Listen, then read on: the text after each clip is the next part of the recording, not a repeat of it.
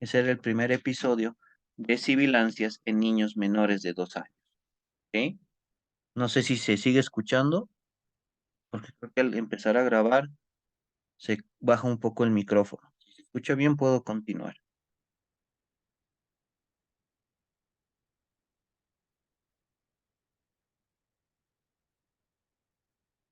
Perfecto, gracias, Cecilia. Entonces, el primer episodio de sibilancias en niños menores de 2 años, precedido de 2 o 3 días de una enfermedad de las vías aéreas superiores y caracterizado por rinorrea, por fiebre, tos y en algunos casos otitis media. Como pueden ver, la fisiopatología nos va a llevar a una obstrucción de moco a nivel de las vías respiratorias. Y esto se va a dar principalmente por la presencia del virus sincitial respiratorio en vía respiratoria. La colonización de este germen es el agente causal principal de la bronquiolitis. Ahora también nosotros tenemos al virus de la parainfluenza, al adenovirus y al virus de la influenza como otros agentes etiológicos prevalentes que igual elevan lo que vendría a ser su incidencia en las épocas de la bronquiolitis, pero que se encuentran en menor medida. También tenemos en el menor de los casos la presencia del Mycoplasma pneumoniae. Como pueden ver, una bacteria es una de las menores prevalencias para esta enfermedad. En cuanto a su epidemiología, tenemos que la infección por el virus sincitial respiratorio va a ser mucho más frecuente que nos lleve a una bronquiolitis en aquellos niños menores de 2 años. Y el pico más alto que vamos a tener de bronquiolitis se va a dar entre los 2 y 6 meses. Las epidemias de esta enfermedad usualmente inician al final del otoño o a principios del invierno y se va a dar por un periodo de incubación entre 3 a 8 días. La propagación, al igual que la mayoría de las infecciones respiratorias, se va a dar a través de las gotas de flujo, que son aquellas que se transmiten al hablar, al estornudar, al toser y que pueden estar presentes aún en fomites.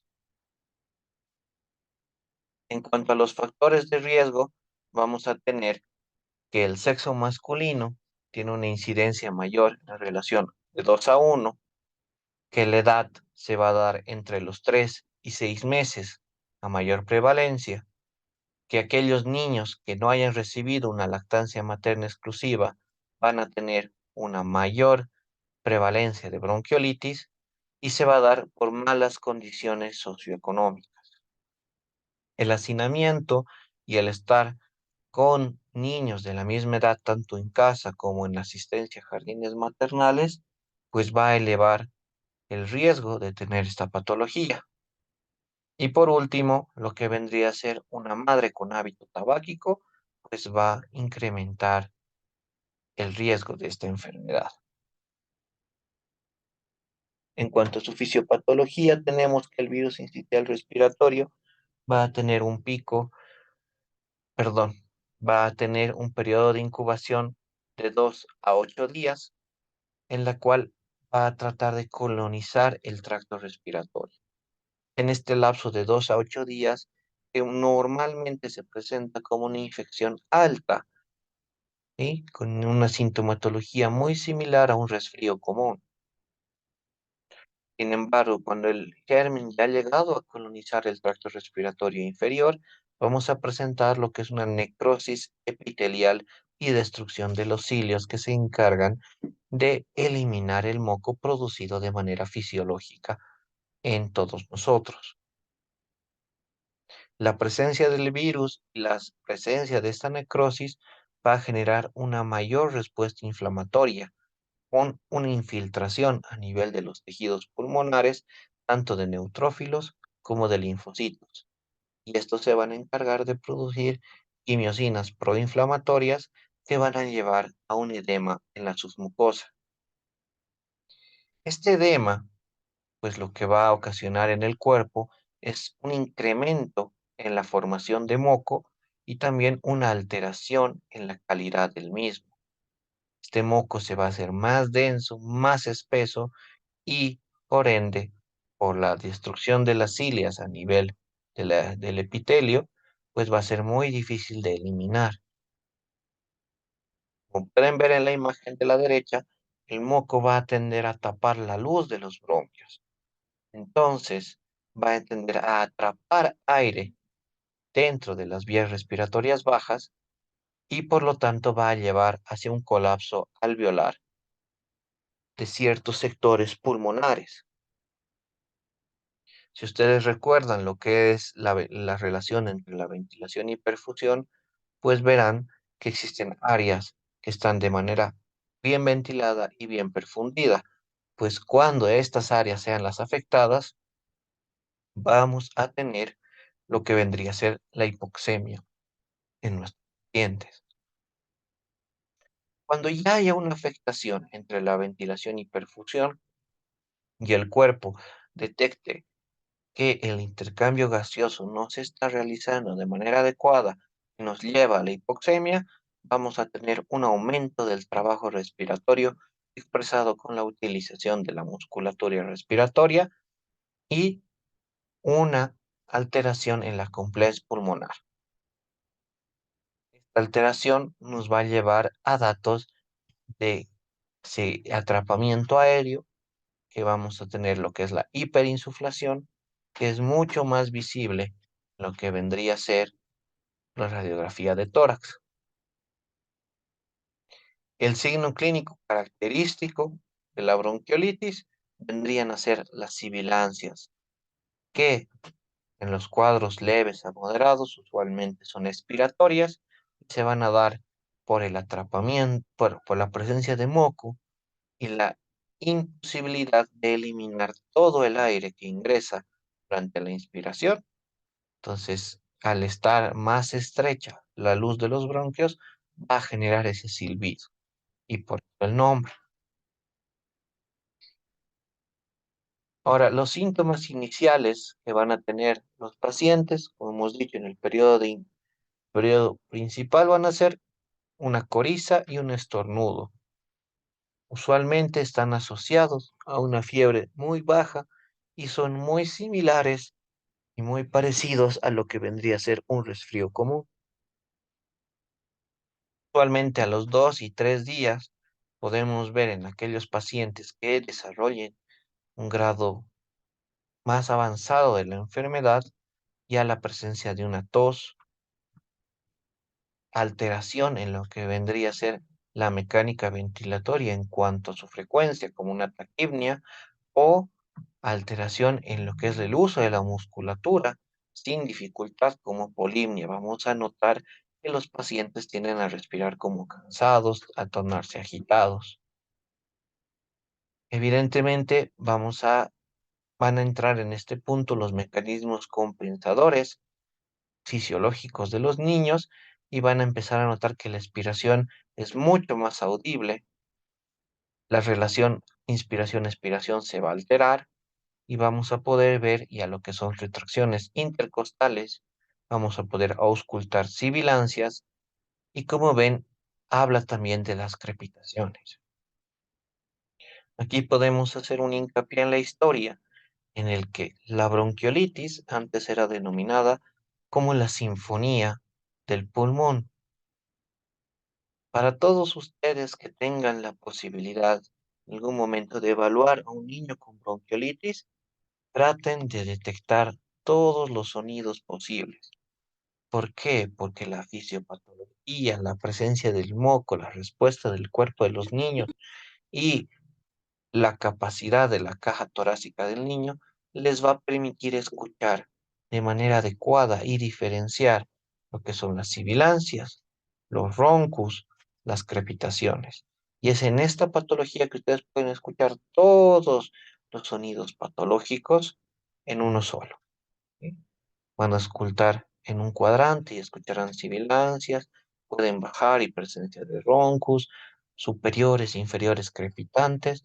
Entonces, cuando ustedes tengan una mezcla de todos los sonidos en todos los campos, no duden que es una bronquiolitis, en especial si estamos en la edad de rango. Evidentemente, conforme la enfermedad va avanzando, vamos a tener datos de una dificultad respiratoria, de estar entrando a un síndrome de dificultad respiratoria, a una insuficiencia. Entonces ahí ya podremos detectar que el grado de hipoxemia es muy alto, una cianosis central o periférica, dependiendo la gravedad. Podremos también evidenciar el aleteo nasal, el uso de la musculatura accesoria y retracción intercostal evidente. Además de que el tórax va a encontrar hiperinsuflado y por lo tanto va a haber un incremento visible en los diámetros antero o como antes se denominaba, el tórax en tonel. Y si ustedes tienen la posibilidad de realizar lo que es la percusión en el tórax de los niños, pues van a poder notar lo que es un tórax hipersonoro, ¿sí? Que se va a dar por estos datos de atrapamiento aéreo.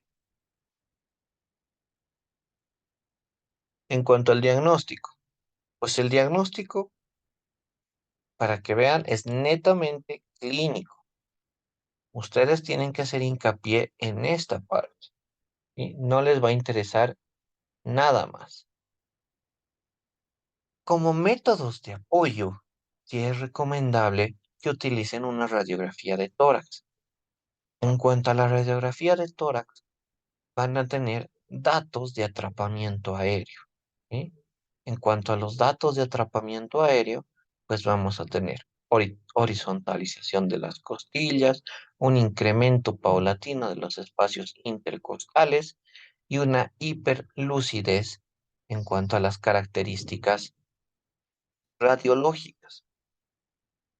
A diferencia de la neumonía, de otros cuadros, no van a haber broncograma aéreo, no van a haber una alteración en lo que son los flujos pulmonares, porque la fisiopatología no está en este punto, ¿sí? En cuanto al hemograma, pues usualmente la bronquiolitis, al ser un proceso viral, viene con una leucocitosis, pero predominio linfocitario, ¿sí? No existe un predominio neutrofílico. Para eso también es importante que ustedes tengan en cuenta que el hemograma tiene una interpretación diferente de acuerdo a la edad de los pacientes. Pero en reglas generales recuerden que el menor de un año va a tener en su hemograma siempre un predominio linfocitario mientras más pequeño sea y poco a poco ese rol se va invirtiendo. ¿Esto para qué nos sirve? Para parar y tener atención especial cuando nosotros tengamos, por ejemplo, bebé de 3 meses con un desvío a la izquierda, con la presencia de neutrófilos, la presencia de callados de formas juveniles. Entonces, es mucho más valedera la presencia de estas para determinar lo que es una infección bacteriana. Y por último, tenemos la gasometría arterial. La gasometría arterial no es algo que esté recomendado en todos los diagnósticos de bronquiolitis, sino si ustedes detectan a un niño con una dificultad respiratoria muy marcada, que piensen que está entrando en una insuficiencia, pues evidentemente será un apoyo fundamental para que ustedes puedan catalogarle la insuficiencia, registrarla y pues tomar una conducta. Sin embargo, vuelvo a aclarar, el diagnóstico es clínico. Ahora, ¿qué les va a servir en su práctica clínica y que es muy importante para todos ustedes? Son las escalas de valoración que se dan en los cuadros respiratorios. Aquí tenemos, por ejemplo, la escala de valoración de tal modificada. ¿Esto para qué nos sirve? Para tratar de clasificar que son las bronquiolitis en leves, moderadas y severas.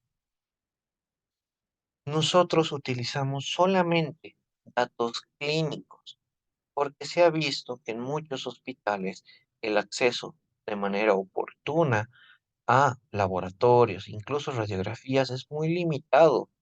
Y no olviden que la radiografía siempre será observador dependiente y los laboratorios dependen mucho de la calibración y del conocimiento de cada médico de los valores normales de acuerdo a la edad. Entonces, ¿cómo hemos determinado esto? Hemos dividido los valores tanto de frecuencia respiratoria, la característica de las sibilancias, la presencia de cianosis y las retracciones para poder determinar qué tipo de puntaje tenemos. Como ustedes pueden ver, lo que más nos interesa en cuanto a la frecuencia respiratoria, la vamos a dividir. En el menor de 6 meses, si su frecuencia respiratoria está menor a 40, el puntaje es de 0. En el mayor de 6 meses, la frecuencia respiratoria tiene que ser menor a 30 para tener este puntaje. Si ustedes tienen ya un incremento de la frecuencia respiratoria, dependiendo de la edad, van a ir sumando puntos hasta un máximo de 3, que se dará cuando en el menor de 6 meses la frecuencia esté por encima de 70 y en cuanto a la respiratoria en el mayor de 6 meses, por encima de 60. La característica de las sibilancias, cianosis y retracción es la misma, no importando el periodo o la edad. Si no hay sibilancias, no hay cianosis y no hay retracción, evidentemente tenemos que modificar el diagnóstico y lo más probable es que en ese momento estemos manejando un resfriado común. Sin embargo, si en cuanto a las sibilancias tenemos que usar el fonendoscopio para auscultarlas y solamente son audibles al final de la expiración, tenemos un puntaje de 1. Si son audibles tanto en la inspiración como en la expiración con el fonendoscopio, tendrá un puntaje de 2. Y si son audibles a distancia, pues tendrá un puntaje de 3. Si alguno de ustedes ha tenido la oportunidad, tal vez, de tratar pacientes asmáticos que están con crisis, han podido escuchar que las sibilancias se pueden escuchar sin fonendoscopio cuando son muy marcadas. ¿Sí? Y se escucha. Entonces, ese sonido es importante que ustedes puedan detectar. En cuanto a la presencia de cianosis, si es solamente perioral y es en periodos de llanto, pues tendrá un periodo de 1. Si es perioral, pero el niño está tranquilo y es permanente durante el sueño, pues tendrá un valor de 2. Y si ya tenemos una cianosis distal y evidentemente sea en reposo o no, tendrá un puntaje de 3. Ahora, si recuerdan ustedes bien, las retracciones, dependiendo de dónde vengan, nos pueden hablar del grado de dificultad respiratoria. Si ustedes solamente tienen retracciones subcostales, entonces será un valor de 1. Si ustedes tienen un valor, perdón, unas retracciones intercostales, yo tendré un puntaje de 2.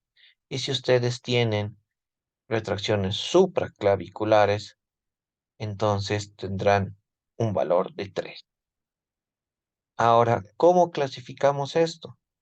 Pues evidentemente, aquellas bronquiolitis que sumen un valor de 1 a 4 son bronquiolitis leves.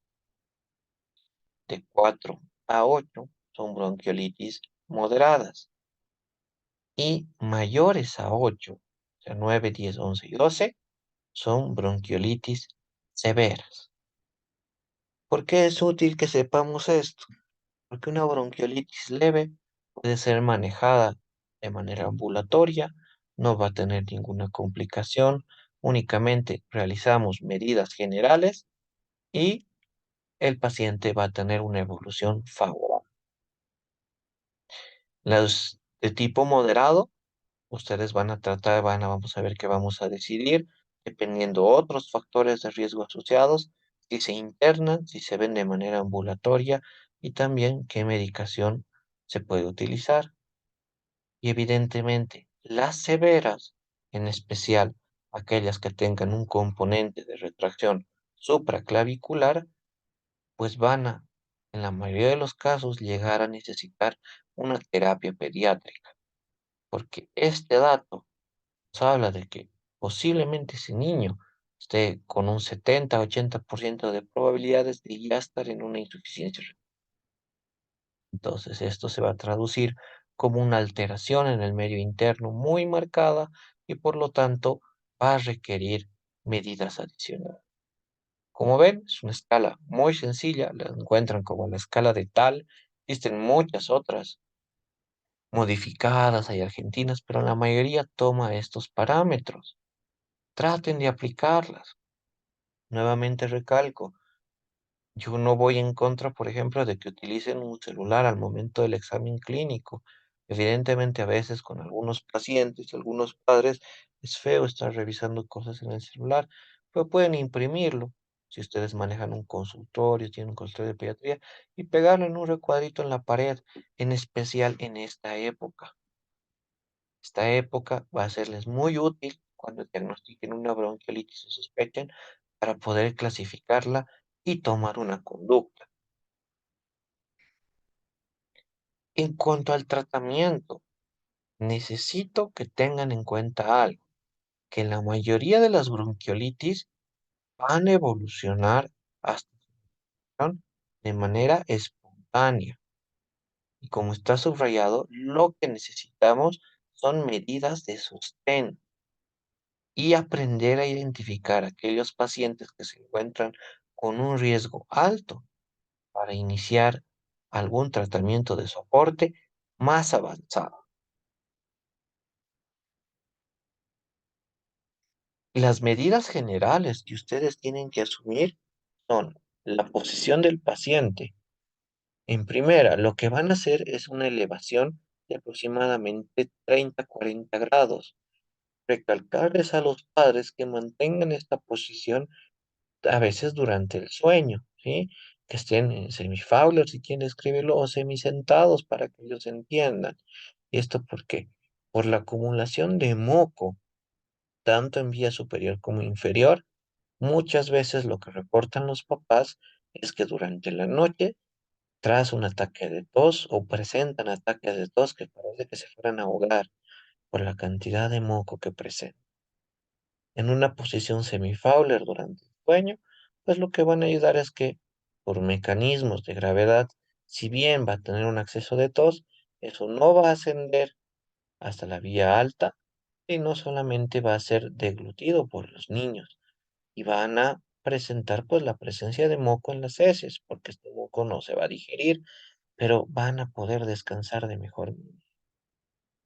Igual, en aquellos pacientes que ustedes deciden internar, pues esta posición es vital para mantener una correcta apertura de la vía aérea. En cuanto a la oxigenación, pues el oxígeno va a depender mucho de que ustedes registren o no un grado de hipoxemia. Si el paciente no está hipoxémico, entonces evidentemente solo se controlará de manera ambulatoria. Si está internado, es porque está con hipoxemia o que está con gran dificultad. El oxígeno es el principal tratamiento de las bronquiolitis. Entonces, solamente decidir por qué dispositivo vamos a administrar. Si los requerimientos y la mejoría clínica se da con dispositivos de bajo flujo, como una cánula nasal o una máscara normal, o un casco cefálico, si quieren, en pacientes pequeñitos, pues no hay ningún problema. Si evidentemente la dificultad es más marcada, utilizarán una máscara con reservorio o mecanismos de presión positiva o ventilación mecánica invasiva. En cuanto al manejo de secreciones, aquí tengo que hacer un hincapié. Muchos de ustedes han debido ver que se nebuliza a los niños con solución hipertónica. Las últimas revisiones de Cochrane nos hablan de que, o mejor dicho, la revisión de Cochrane nos habla de que no existe una diferencia significativa en cuanto a duración de la enfermedad, manejo clínico de la enfermedad, curación de la enfermedad o progresión hacia la terapia intensiva con la utilización de nebulizaciones hipertónicas. Para lo único que sirven es, por ejemplo, si ustedes tienen un paciente a las 8 de la mañana y le hacen una nebulización hipertónica, lo más probable es que su puntaje para las 12 del mediodía, el puntaje de tal disminuya. Sin embargo, pasadas las horas va a volver a incrementar. Básicamente es un alivio momentáneo, que en algunos casos se ha evaluado su utilización para ganar un poco de tiempo cuando no hay un ingreso adecuado, una terapia intensiva en pacientes muy delicados, es posible, pero que les vaya a presentar como un tratamiento fundamental y necesario en todas las bronquiolitis, eso ustedes tienen el sustento de decir que no. De hecho, últimos estudios hablan que la presencia de gas hipertónico a nivel de vía respiratoria, lo que va a hacer es producir más moco y mayor broncoconstricción. Entonces pueden llegar a dificultar mucho lo que es la progresión de la enfermedad en cuanto a su evolución. Control de la temperatura y la fiebre. El medicamento ideal para esta enfermedad por la edad, el paracetamol. Y por ende, vamos a hablar en cuanto a la hidratación, que va a depender. Si ustedes tienen un niño con datos de deshidratación, pues evidentemente se internará y va para adentro y vamos con soluciones basales. Y en cuanto a la alimentación, el consejo que les doy, porque la mayoría de estos son niños que reciben seno materno, es un mantener el seno siempre y cuando la frecuencia respiratoria en el menor de 6 meses no esté por encima de 70 y en el mayor de 6 meses no esté por encima de 60, pero fraccionada y supervisada, ¿sí? Que esté con algún personal que ustedes puedan ver y que sean periodos cortos de lactancia. Que no olviden que durante la lactancia, pues el niño puede presentar una hipoxemia fisiológica, si quieren, entre comillas, pero si ya está un cuadro de hipoxemia patológica por la enfermedad, sus valores van a bajar mucho más y eso es riesgoso para su. En cuanto a algunas consideraciones especiales respecto al tratamiento, antivirales, como dice, su uso es controvertido. Van a escuchar amantadina, van a escuchar el oseltamivir y van a escuchar múltiples medicamentos. Ninguno de ellos está estudiado a fondo de tal forma que nos diga que existe una progresión favorable para el paciente en cuanto a su evolución o complicaciones. Antibióticos. Era muy fácil decir. Ustedes vieron al principio de esta parte de la presentación que básicamente un 5% de las bronquiolitis están dadas por bacterias. De las otras virales, el porcentaje de sobreinfección es menor al 3%. Entonces, cuando ustedes diagnostiquen una bronquiolitis, la indicación de antibiótico es descabellada, salvo ustedes tengan algún dato clínico durante la observación del paciente, durante la etapa crítica a administrar antibióticos, estos no se deben dar de manera rutinaria. Y por último, como hablamos de una presencia de broncoespasmo, si bien en la fisiopatología vimos que es más una obstrucción de vía aérea, el uso de broncodilatadores. De esto igual existe mucha idea, mucha controversia. Como tal, si ustedes revisan cualquier libro de pediatría o publicación reciente, los broncodilatadores no son parte del tratamiento básico en los pacientes, en especial en los niños pequeños. ¿Y esto se da por qué? Porque los receptores beta a nivel pulmonar en niños pequeños son insuficientes. Tienen muy poquitos receptores. Entonces, la utilidad que va a tener los broncodilatadores es mínima o incluso nula. Y en especial, si nosotros utilizamos todos estos receptores y llegamos a gastarlos de tal forma que nos haga un fenómeno de rebote, podemos agravar el... Ahora bien, si ustedes tienen un paciente crítico y es lo único que tienen a mano, pueden utilizarlo, pero se tiene que vigilar la frecuencia cardíaca del niño, que no, que evidentemente tenga una mejoría clínica, porque bien, estos niños que ya pueden estar taquicárdicos por la presencia de hipoxemia, ustedes van a acelerar lo que es esta adaptación normal del niño y por lo tanto pueden agravar el cuadro. ¿Sí? Y también es importante, como muchas veces se utilizan rescates de salbutamol, valorar lo que es la concentración del ion potasio en estos pacientes. En cuanto a la utilización de corticoides, pues no existe una diferencia, pero una evidencia significativa en cuanto al uso de corticoides. Es decir, la administración de dexametasona, prednisona y demás, cuando ustedes tengan el diagnóstico peor, los corticoides inhalados, no tienen una progresión de la enfermedad, no tienen un estudio avalado por grandes revistas que diga que van a mejorar la enfermedad de los pacientes.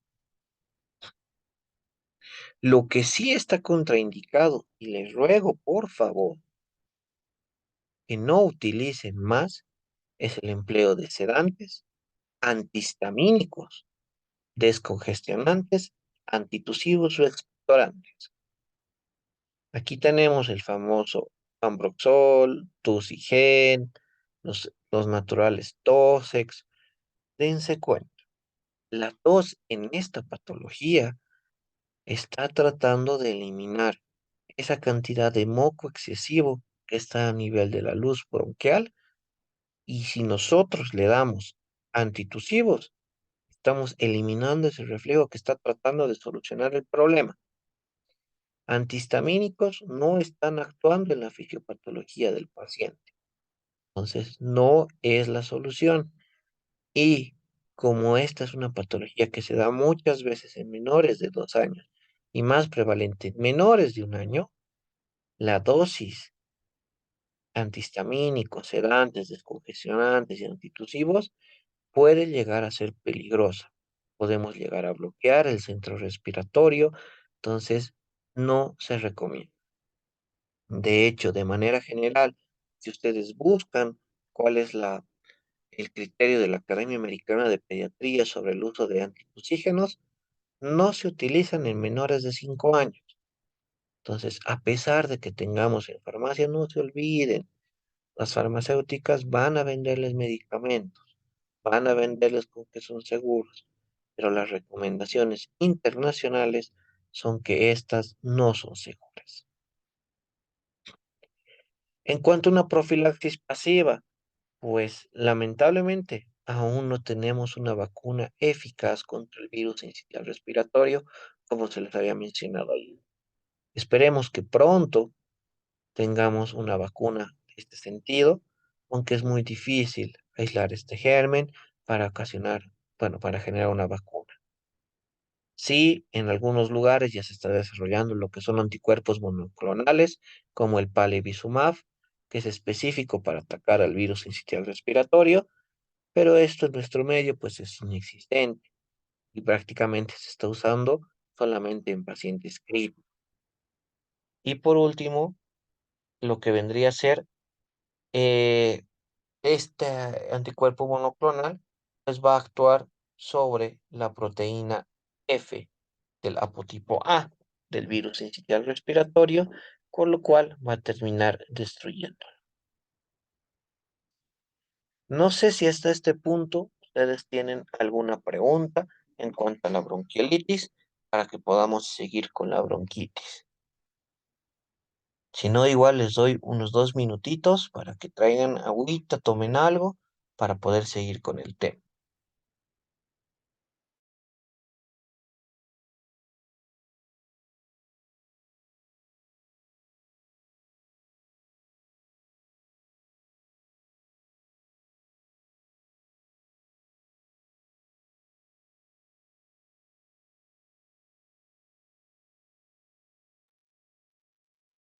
Como tal, Cristian, la escala de tal no se considera, o sea, no considera la frecuencia cardíaca.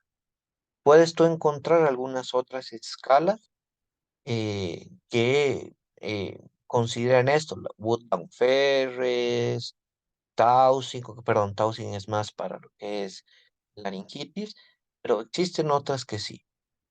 Me explico, tratar de simplificar.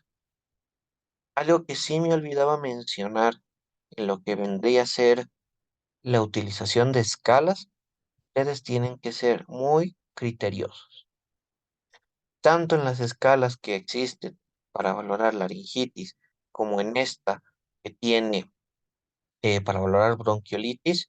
Si, por ejemplo, ustedes tienen un niño que tiene toda la clínica de bronquiolitis, pero además está disfónico, además se, suba, se suma cuadro laringio, no pueden utilizar la escala de tal o cualquier otra escala, porque ustedes ya tienen otro componente, ustedes ya tienen una laringotraqueobronquitis. Entonces, eso se va a evaluar directamente con la severidad clínica. ¿Por qué se da esto?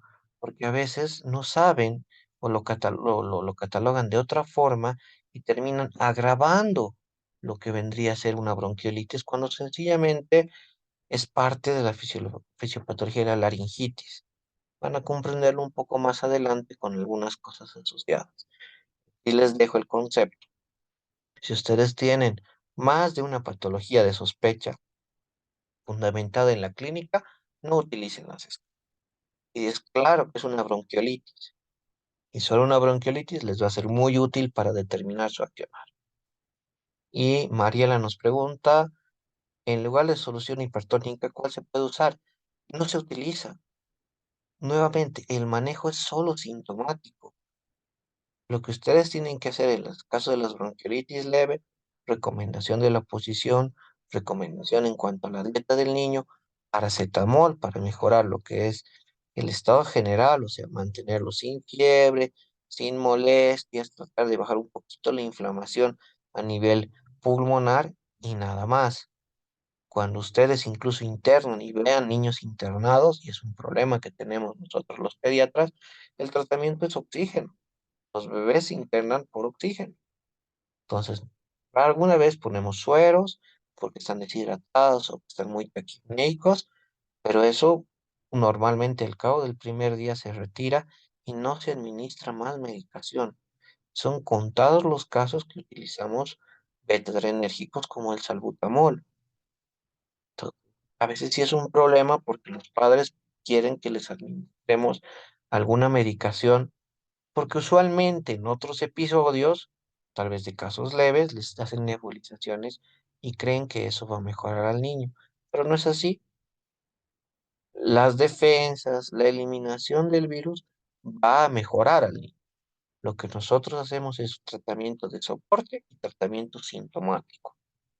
No recomiendo la utilización. De hecho, las únicas nebulizaciones que en lo personal se recomiendan son en caso de laringitis, las nebulizaciones con adrenalina, pero en bronquiolitis no se utiliza. No sé si tienen alguna otra pregunta. Continuamos con el tema.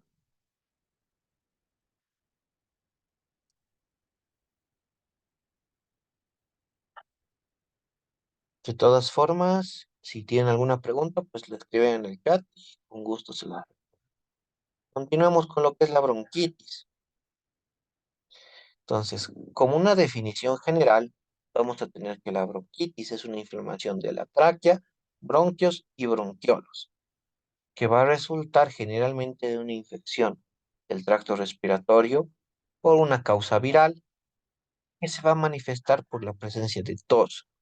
Puede ser seca o productiva, que esta, en el caso de ser productiva, puede tener una característica oide, purulenta o hemática, pero que la clave está que tiene a esta tos al menos 3 semanas de evolución. Un cuadro menor a este no se considera bronquitis. La etiología, nuevamente vamos a tener a los virales encabezando los mismos virus que hemos visto en las anteriores, pero aquí se cambia el sincicial respiratorio por el virus de la influenza en primer lugar. Bacteriana sí puede estar presente y también podemos tener lo que son sustancias irritantes o polvos, en caso de una bronquitis alérgica a estos pacientes. Pero como ven, el 95% de los casos son de etiología viral. Entonces, esto nos habla de que evidentemente las bronquitis tampoco se van a tratar, como verán, con antibióticos. En cuanto a la fisiopatología, lo que vamos a tener por la presencia de los virus es una hiperemia de la mucosa.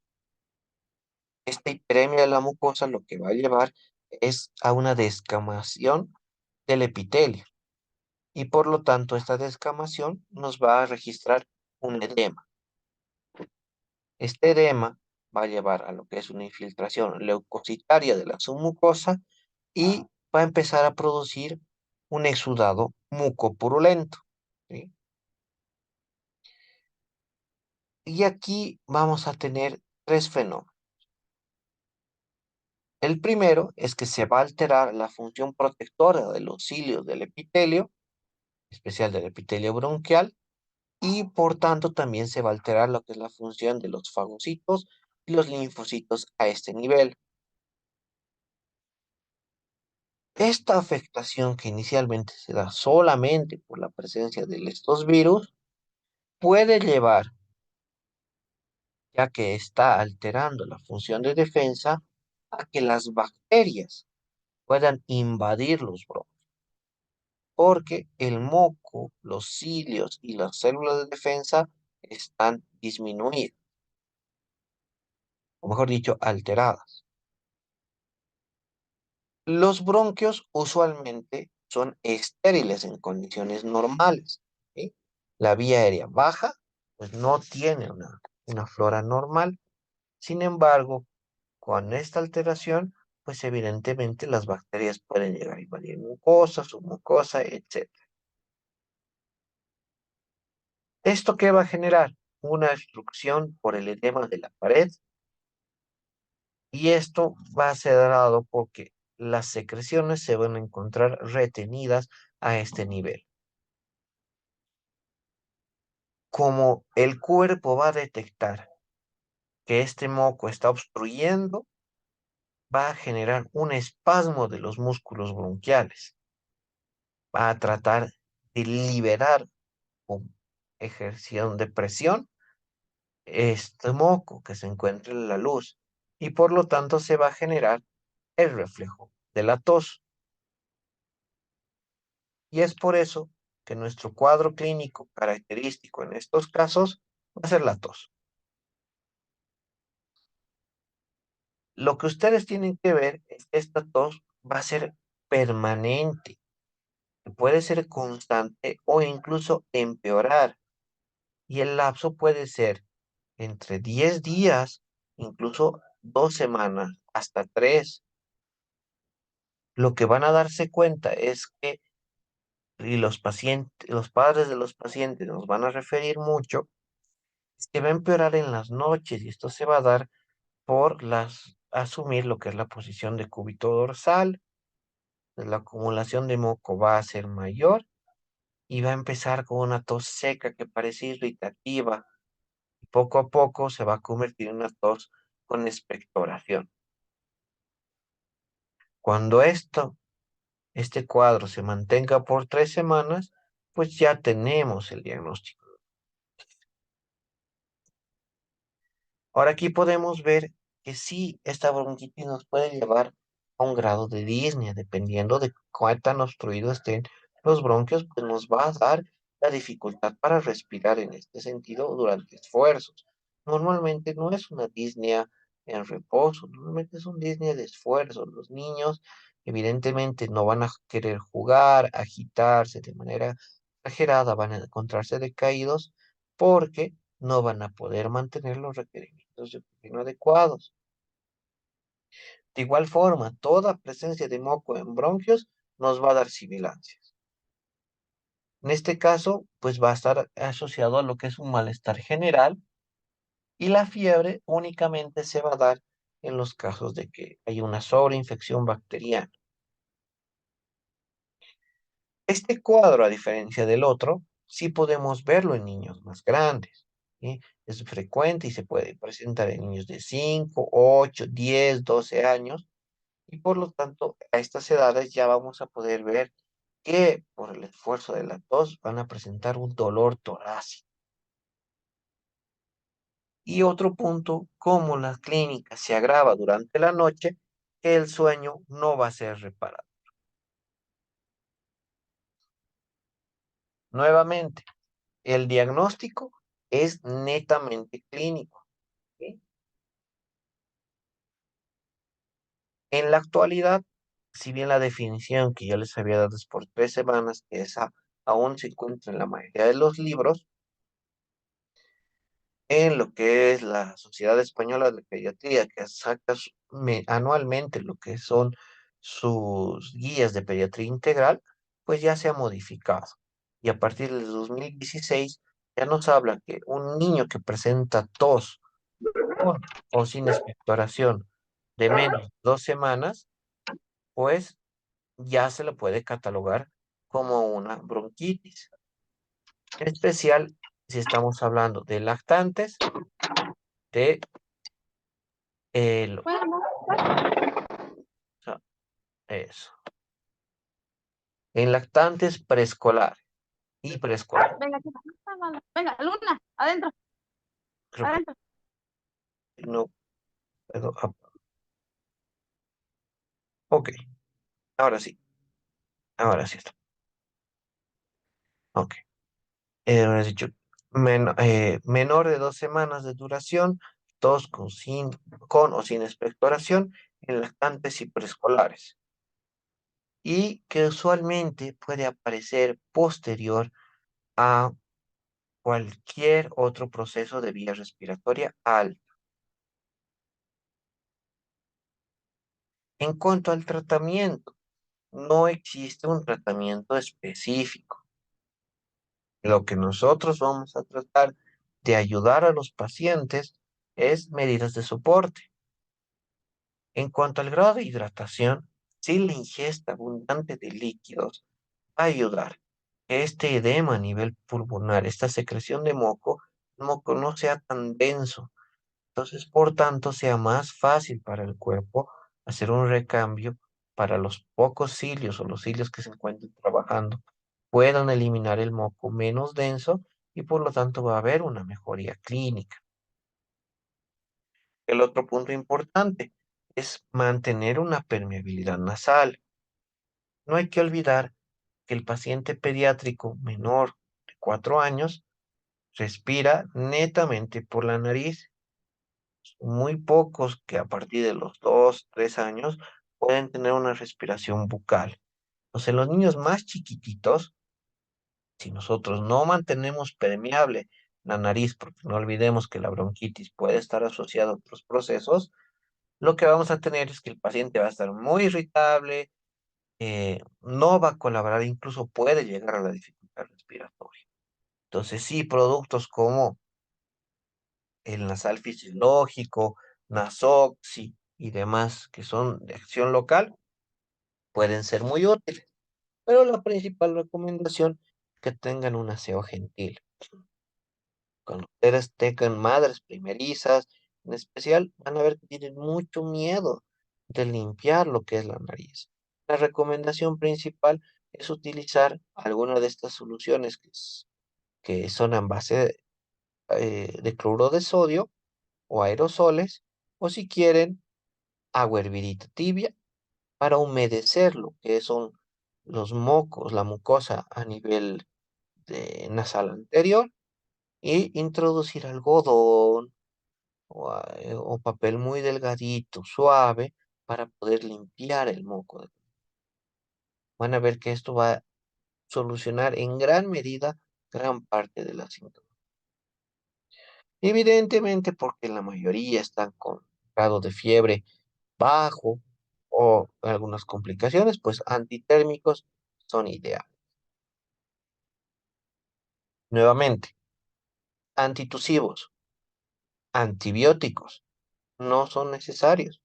Recuerden, 95% de las bronquitis son virales, son una respuesta, es un mecanismo de defensa. Y yo entiendo, es feo y es a veces difícil ver al niño toser, toser, toser, pero mientras no haya dificultad respiratoria, mientras no haya un compromiso sistémico que no se pueda manejar, entonces no se debe dar medicación extra. Expliquen a los padres que que la tos se puede mantener incluso hasta 21 días, pero lo que van a ir viendo es que esta va a ir disminuyendo. No den antitusivos. Estos solamente van a o pueden provocar un deterioro de los pacientes. Sé que algunos de ustedes miran, yo he utilizado toda mi carrera Ambroxol y nunca ha pasado nada. Puede ser, pero su experiencia no va en contra de lo reportado por la bibliografía mundial. Esto no se da, no mejora. De hecho, va a prolongar en muchos casos lo que es el cuadro. Entonces, obviamente, el Ambroxol los mantendrá con menos tos, pero el cuadro dará 5 o 6 semanas. Y no olviden que estos antitusivos o este tipo de sintomáticos han sido creados más para gente de nuestra edad, por el hecho de que nosotros, obviamente, en un ambiente laboral, X o Z motivo, pues es bastante incómodo y dificultoso que ejerzamos nuestras labores cuando tenemos estos síntomas. Pero los niños no tienen esto. Para ellos es el mecanismo de defensa que debemos mantener intacto. No sé si del tema de bronquitis hay alguna duda para que podamos pasar a uno de los más importantes, que es la neumonía.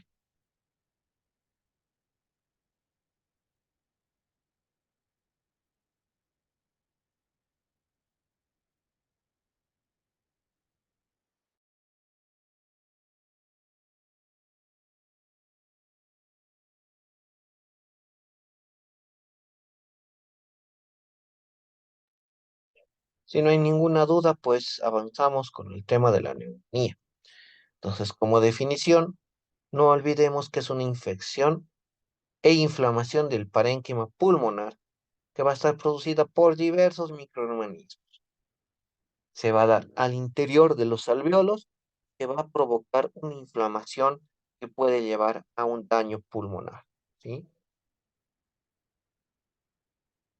En cuanto a su clasificación, tenemos a la neumonía adquirida en la comunidad típica o bacteriana, la neumonía adquirida en la comunidad atípica y aquellas que no son clasificables dentro de este cuadro, que normalmente son asociadas a otras patologías secundarias a diversos procesos y que son en menor cantidad las que nosotros vamos a ver.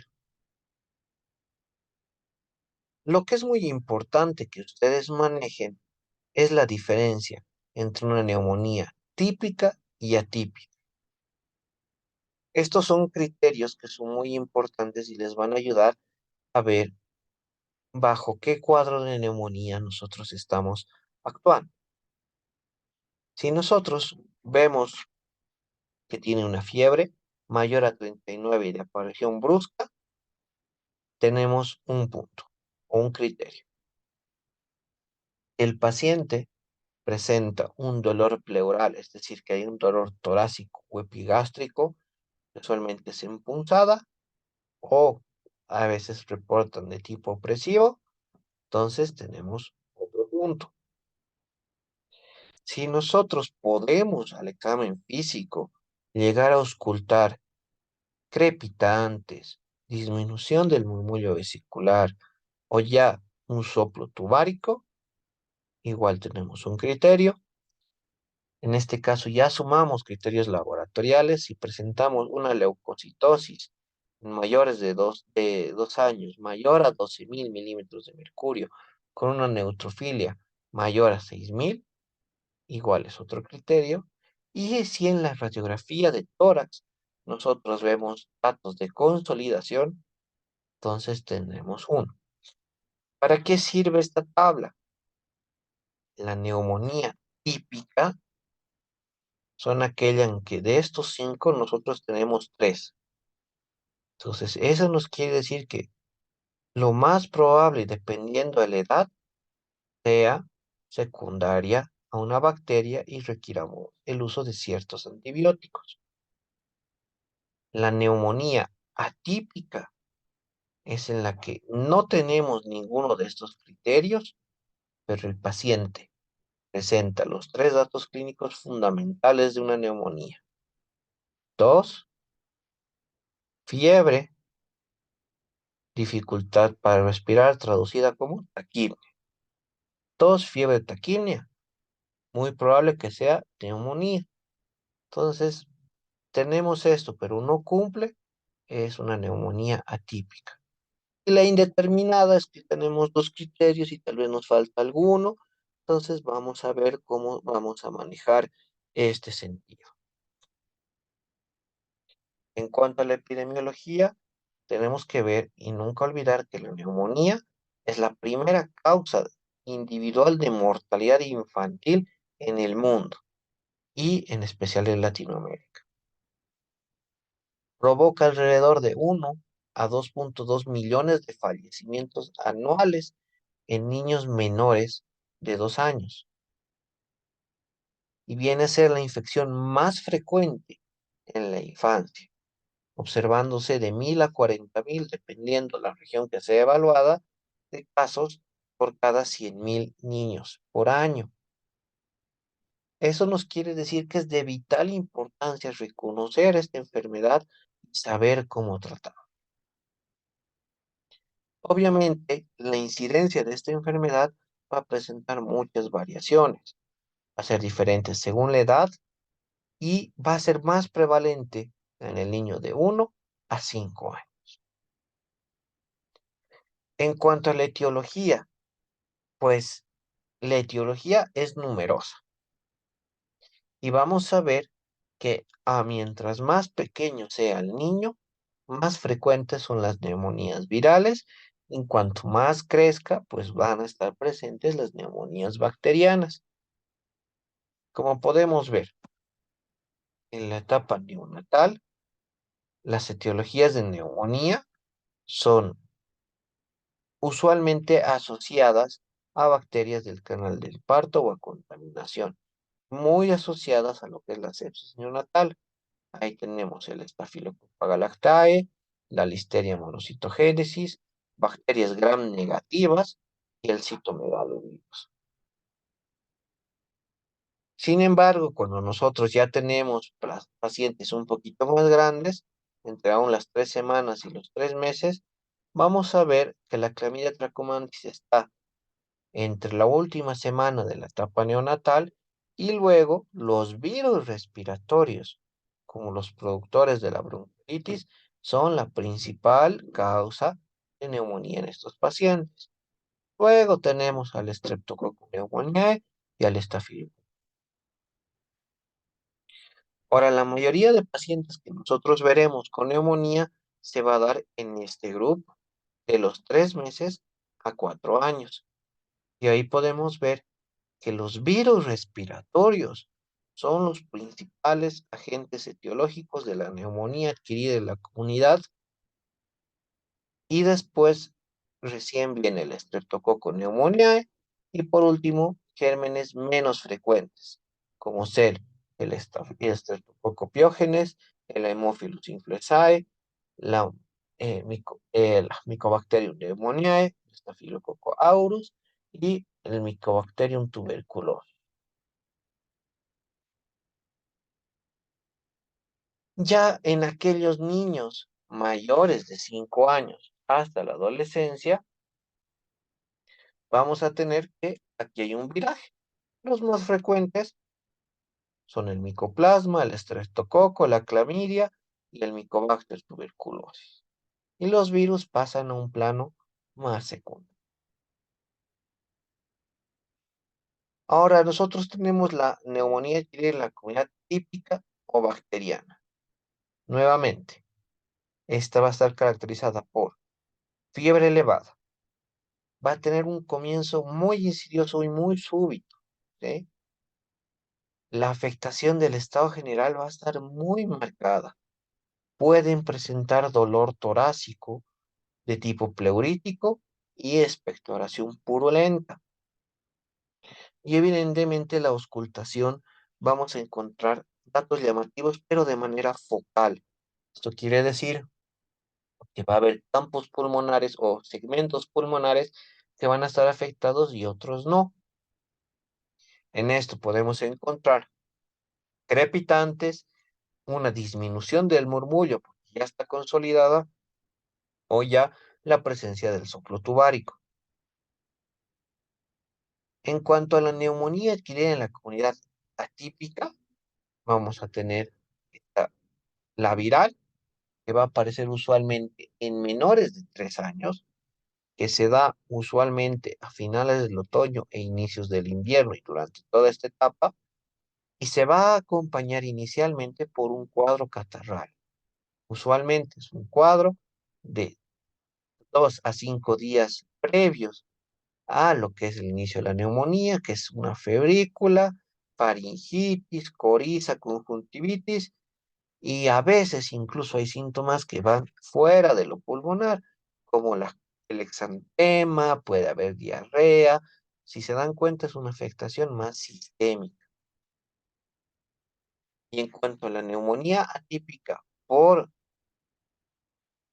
bacterias atípicas, tenemos al micoplasma y la clamidia.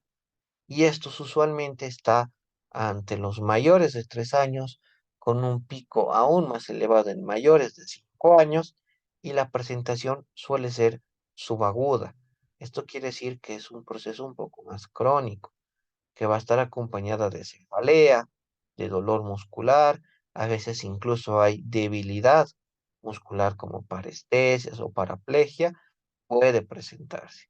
La tos va a ser seca, irritativa, y en la auscultación muchas veces no vamos a escuchar nada, no vamos a detectar ningún problema, pero el niño tiene tos, taquimia y fiebre. El diagnóstico se va a dar por manejo clínico, luego vamos a tener estudios analíticos, estudios de imagen e estudios microbiológicos. En cuanto a los estudios de imagen, lo que vamos a tener es que la presencia de una imagen de condensación probar en la radiografía de tórax suele ser el indicador más fehaciente y más específico de una infección bacteriana. Si ustedes ven una consolidación marcada, es bacteriana. Igual, usualmente la presencia de un derrame nos habla de una infección bacteriana.